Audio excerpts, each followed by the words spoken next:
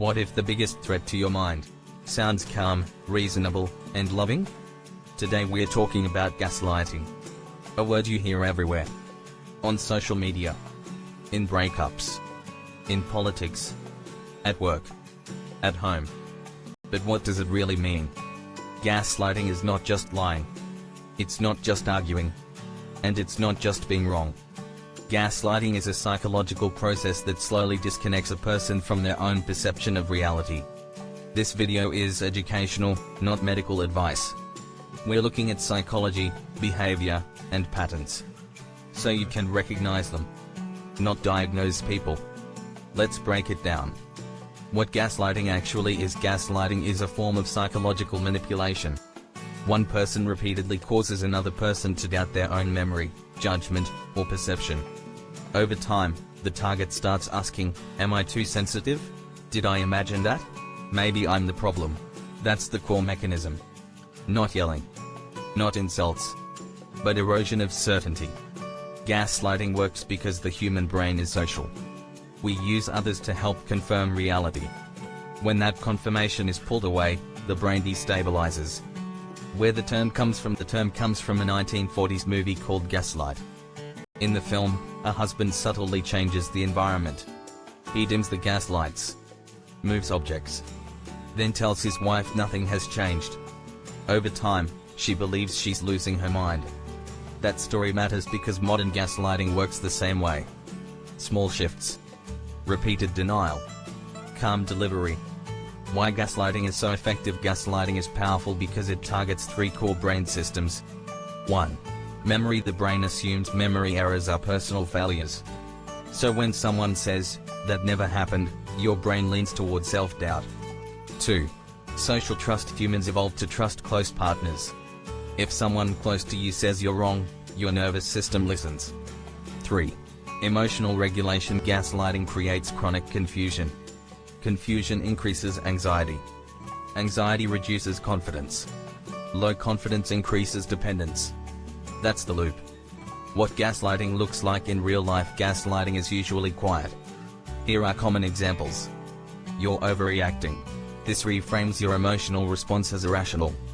That's not what I said. Even when you remember it clearly. You're too sensitive. Your nervous system becomes the problem. Everyone agrees with me. Social pressure replaces evidence. You're remembering it wrong. Memory becomes unstable. Each phrase alone seems small. Together, they rewire perception.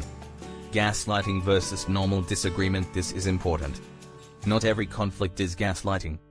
Healthy disagreement includes accountability, willingness to clarify, mutual respect. Gaslighting includes repeated denial of observable events, shifting blame consistently, refusal to validate any part of your experience. Disagreement says, I see it differently. Gaslighting says, you can't trust yourself. Why people gaslight. Gaslighting is not always conscious. Some people do it deliberately. Others do it automatically. Common underlying drivers include control. Controlling reality controls behavior. Avoiding shame. Admitting fault threatens identity. Fear of abandonment. If you're confused, you're less likely to leave. Learned behavior. Some people grew up in gaslighting environments. Important point, understanding the cause does not excuse the behavior.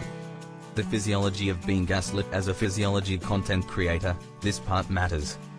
Chronic gaslighting activates the stress response system. Cortisol stays elevated. The amygdala stays alert.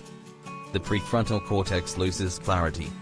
You may notice brain fog, decision paralysis, emotional numbness, constant self-doubt. This is not weakness. It's biology responding to instability. Why smart people are vulnerable. Gaslighting doesn't target ignorance. It targets empathy. People who reflect deeply, take responsibility, care about harmony are often more vulnerable. Because they look inward first.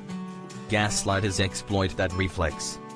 Gaslighting in modern relationships. Modern gaslighting often hides behind therapy language, calm communication, intellectual framing. For example, your trauma is projecting. You're dysregulated. You need to work on yourself. Those phrases can be valid. But in gaslighting, they're used to shut down reality, not explore it. Digital gaslighting. Text messages, social media, screenshots, Gaslighting now includes deleting messages, changing narratives, publicly rewriting timelines. Technology doesn't prevent gaslighting. It often amplifies it.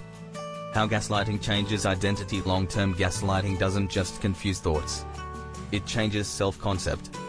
People may start saying, "I don't trust myself. I need someone else to decide. I'm always wrong."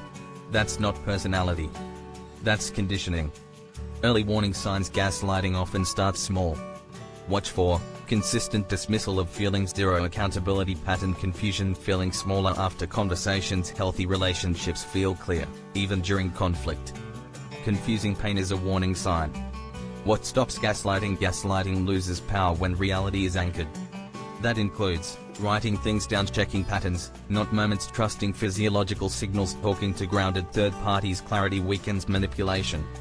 The most important insight: gaslighting is not about intelligence. It's not about strength. It's not about being too sensitive. Gaslighting works by slowly separating you from your own perception.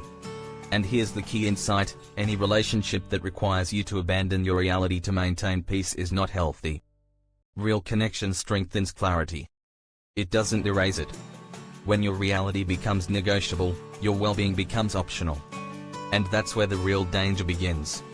Stay grounded. Stay curious. And trust patterns over excuses.